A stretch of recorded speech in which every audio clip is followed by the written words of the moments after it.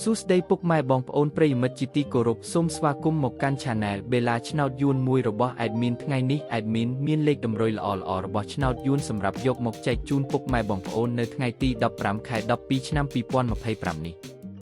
ដូចនេះ Admin មិនចង់ចាយពេលវេលារបស់ពុកម៉ែបងប្អូនយូរតោះយើងមកតាមដានលេខតម្រុយឆ្នោតរបស់យើងទាំងអស់គ្នា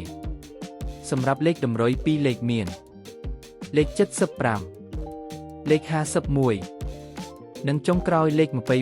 24សម្រាប់លេខតម្រុយអូស2លេខមានលេខតម្រុយទី1អូស70និងលេខតម្រុយចុងក្រោយអូស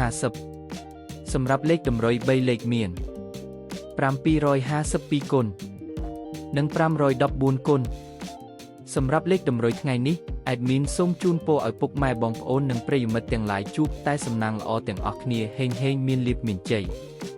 ជាចុងក្រោយសូមកុំភ្លេចជួយចុច Subscribe និង Comment ហើយដាក់សញ្ញារូបកណ្ដឹងដើម្បីជាការផ្ដល់កម្លាំងចិត្តមកកាន់ Admin ជាពិសេសងាយស្រួលតាមដានវីដេអូថ្មីៗនិងលេខតម្រុយល្អៗជាប្រចាំថ្ងៃជាមួយ Admin សូមគោរពលាពុកម៉ែបងប្អូនពី Admin បេឡាឆ្នោតយួនមួយសូមសំណាងល្អទាំងអស់គ្នាសូមអរគុណ